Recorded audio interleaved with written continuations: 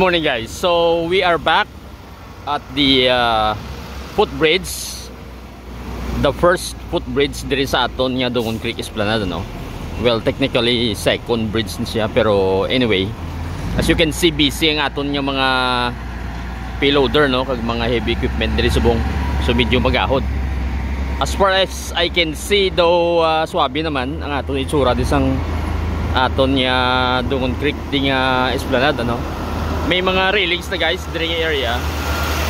So namin naman the original railings from the earliest form of the esplanades naton amo ning gingamit. So hindi ni siya ang cement type, ano, mga metal ni siya nga type. Ang iban diri nga area, as you can see, ang ginalaktan ko gani may pavement blocks na, no? So manami na guys. And then almost finished ng mga pavement blocks diri. And then ang mini stage naton nami na. So as you can see daw, nami na gilagawan. So gamay na lang ang mga finishing touches siguro ang para sa diri nga area. Kag matapos na ini, kag I think these are areas ng butangan sa mga tanom, ano. Ang walkway or ang dalan gani human naman, oh, ang iyang ramp dire human na. So nami na tanawon. Ang tunga na lang dire sang aton ding footbridge is may balas pa, kag wala pa gin-installan sang mga pavement blocks, ano, kay ginagyan po sa mga truck. As you can see, may mga trucks pa sang rida bala sang aton nga heavy equipment, mga dump trucks naton nagaagi pa di siya. So anyway, may mga lamps naman, so namin na tanawon. So muna yung mga typical naton nga lamps nga gin-install sa at first sight naton nakita ini sa may Esplanade 10, ano. So amo ni sa gingamit nga daw UFO bala guys. So amo na siya, medyo glooming weather ta subong, so okay lang maglakata-kata dire. Pero currently busy gin ini nga area subong. Ang aton tong second footbridge, naglabay ko to, pero daw medyo messy pa tong area. So dire lang kita na nag-cover kay daw namin na dire tanawon. So samtang galakat ko, matry kita siding dito sa other side, ang sa may magsaysay lang area.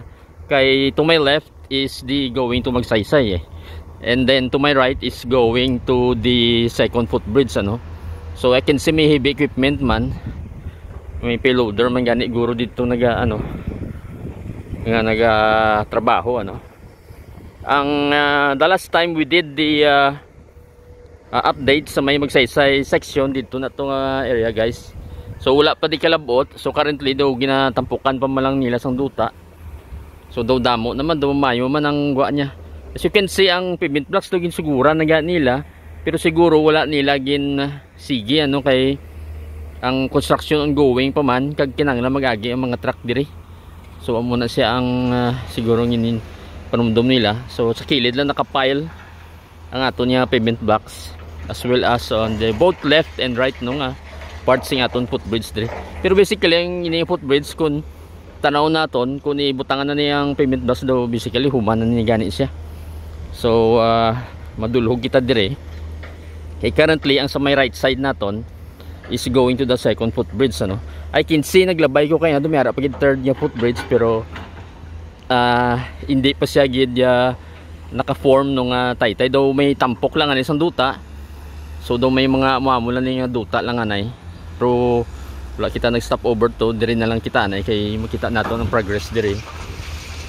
So sige ang ila obra, no. So may mga bato, may mga duta ginatampukan ay kay kumbaga daw gina landscape anay, kay parang magtapan siya pala. Kag ang I think human na ang sa kilid dire, ang daw mini dike bala nga ginaobra para nga mag-support niya, hindi ma-ab ang duta, no. So para ma-retain sa mga duta, no. And then makita nyo guys ang agi bala sa heavy equipments, sumabugat ni siya. So kita nyo may mga duta.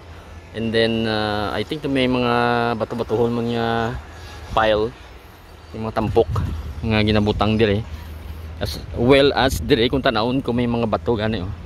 So ara sa guys, medyo against the light kita kay do mga 9 AM subong, so medyo masanag na.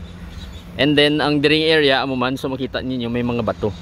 Ang dump truck kay na naglabay sa likod ko, So ara siya nagtampok sa tuwa gali duta o naghakot siya, I think dito sa ginhalinan naton bala nga piles ang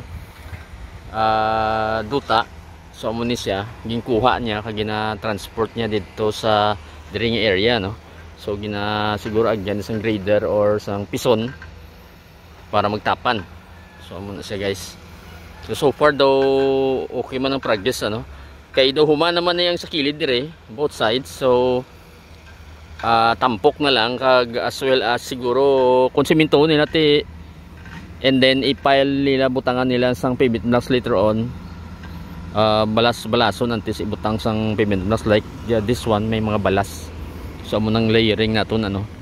Mapahigad kita anay kay malabay ang dump truck. Kay mahakot sa liwat sang duta. So muna, guys, kung muna yung scenario makita ninyo. So makuha na siya sa mga duta. So arang driver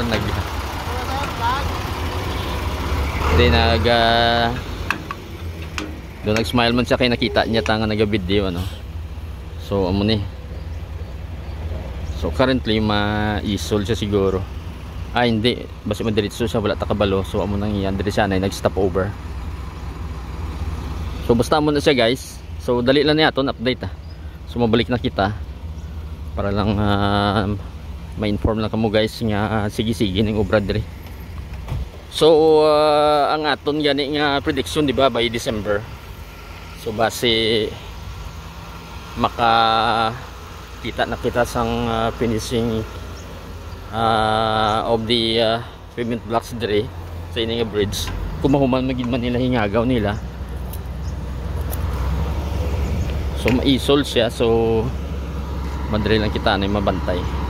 Kaya daw lang nga lang at pagsulod maisol gali siya.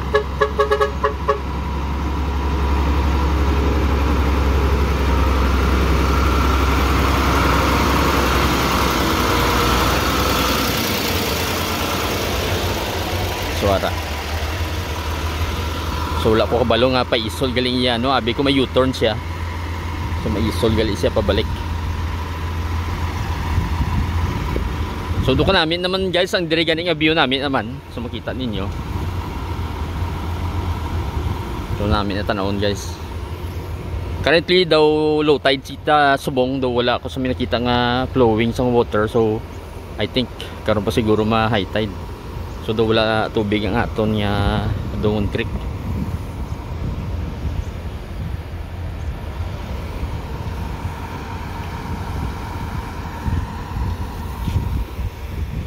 Ang diri may mga, I think Bulilaw na ning area. Or maybe Bakaw. I think ang Bakaw sa Piak, so diri siguro ang Bulilaw area na. I'm not sure, pero do pag hindi ko sini is base pumping station ini. So muli na, guys, very quick lang aton diri nga update. Sa next naman nga update, thank you for watching.